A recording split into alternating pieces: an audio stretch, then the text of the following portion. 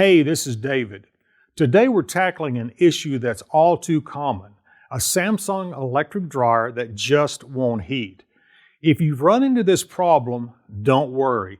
It is something you can fix yourself.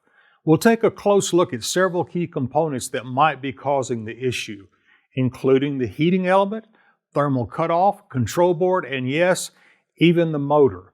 Before we jump in, be sure to like this video and subscribe to our channel for more step-by-step guides to help you with do-it-yourself appliance repairs. Together, we'll get that dryer of yours back to doing its job and keeping your laundry routine running smoothly.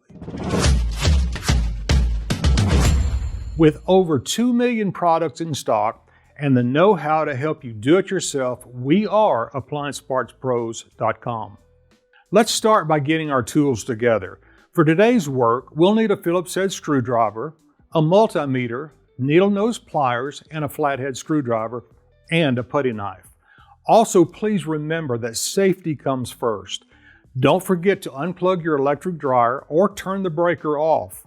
Before we start checking components, let's make sure we are getting the proper voltage to the dryer. I know there's probably nothing wrong, but we still need to get into the habit of checking it out. A dryer will run with 120 volts on the L1 side. It takes 120 volts on the L2 side to run and heat. If you're not getting 240 volts to the dryer, it will not heat. Now turn the power on. Extreme care should always be taken to protect against electric shock, which could potentially result in serious injury. Please do not test the voltage if you are uncomfortable using a multimeter around live voltage. Remove the rear terminal block cover and using your multimeter check from the black to white. You should read 120 volts AC. Check from red to white and you should also get 120 volts AC. Then check from black to red and you should get 240 volts AC. If the voltage is good, you can proceed to the next step. If the voltage is incorrect, there is no need to go any further. Take care of that house voltage issue first. If you'd like to know more about how to use a multimeter, we've put together a comprehensive tutorial for you, so check out the link in the description. Before we start tearing into this dryer, let's make a simple check at the control board. By checking the control, we are trying to determine whether the board is sending voltage to the L1 side of the heating element. We will start with the power off. I will tell you when it's safe to turn the power on. Remove the two screws that hold the console on and flip it forward. There is a connector going to the console, leave it connected. Remove the control board cover with a flathead screwdriver. The heater relay is the one with a black and blue wire. On the blue wire is an orange clip we will remove so we can get a probe far enough into that to get a good reading. Now with the power on, turn the dryer on to a heat cycle. Put one probe into the blue wire connector and the other probe to the chassis ground. You should read 120 volts AC. If you don't, the relay on the board is bad and the board will need to be replaced. If the voltage is there, the board is good and further testing will need to be done. The heating element is the most common problem in a no-heat problem. To access the heating element, we will need to do some disassembly, so grab your tools and let's get digging. We will start with the power off. Pop the top up. You can use your putty knife if you want and lean it back against the wall if you can. Remove the 3 screws on top and the 3 in the front. Remove the lint screen. Lift up on the front panel and remove the wire connector to the door switch. Set the front panel with the door aside. You should now be able to access the front terminals to the heating element. Remove one of the wires and with your multimeter set for resistance, check across the 2 terminals. You should read about 10 ohms, plus or minus 10%. If you read OL, the element coil is open and will need to be replaced. If the element is good, let's go to the next step and check the thermal cutoff. Let me show you a cool way of checking the thermal cutoff. You already have the front off. The thermal cutoff is on the side of the heater box. It is a tight fit to try and get your meter probes on it. Let's do this. Disconnect the one connector and set the console aside. Pull the plug off the heater relay, the one with the black and blue wires. Set your meter for continuity and touch the blue wire with one probe, and then reach down with the other probe and touch the blue wire that goes to the heating element. If you get a beep, that tells you there is a complete circuit from the board to the element. If the circuit is open, you have either a broken or burned wire or an open thermal cutoff that will need to be replaced. Although not very common, the centrifugal switch in the motor can fail. L2 comes straight from the terminal block through the centrifugal switch in the motor. The motor has to be running for the switch to close. This keeps the heater from coming on when the dryer motor is not running. The door switch will need to be plugged in. You should be able to position the door over to the side and still have it plugged in.